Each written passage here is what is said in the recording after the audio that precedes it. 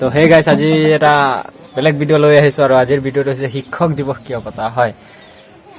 তো সকলো শিক্ষাগুৰুলৈ মোৰ শিক্ষক দিৱসৰ শুভেচ্ছা থাকিল। আৰু আজিৰ মই এনেকুৱা এজন ব্যক্তি আছিল যিজনৰ কাৰণে আজি শিক্ষক দিৱস পালন কৰা হয় আৰু অল্ড শিক্ষক দিৱস হিচাপেও পালন কৰা হয়। যে শিক্ষক দিৱস যে অকল যে ভাৰততে পালন কৰা হয় সেইটো নহয়। যেনে আমেৰিকাতো 8 অক্টোবৰত শিক্ষক দিৱস পালন কৰা হয়। তাৰপিছত ভাৰততো 5 ছেপ্টেম্বৰ, চীনে 10 অক্টোবৰত শিক্ষক দিৱস পালন কৰে আৰু 9 ছেপ্টেম্বৰত শিক্ষক দিৱস পালন কৰে। আৰু যেনে পাকিস্তানে শিক্ষক দিৱস পালন কৰা হয়। তো চাক একদম যিমান দেশ আছে চবতে শিক্ষক দিৱস পালন কৰা হয় আৰু আমি শিক্ষক দিৱসটো পালন কৰিব লাগে। আৰু শিক্ষক হৈছে এনেকুৱা এজন ব্যক্তি যিজনে মানে এটা বাণী আছে নহয়, নিজে জ্বলি আনক পোহৰ দিয়ে।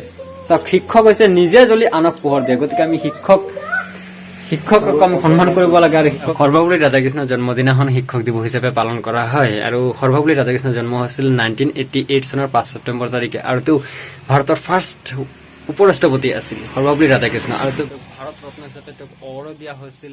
ছাত্ৰ ছাত্ৰীকো বহুত ভাল পাইছিল, সেইবাবে শিক্ষক দিৱস হিচাপে পালন কৰা হয়। 5 চনৰ 17 এপ্ৰিল তাৰিখত সৰ্বপল্লী ৰাধাকৃষ্ণৰ মৃত্যু হৈ গৈছিল।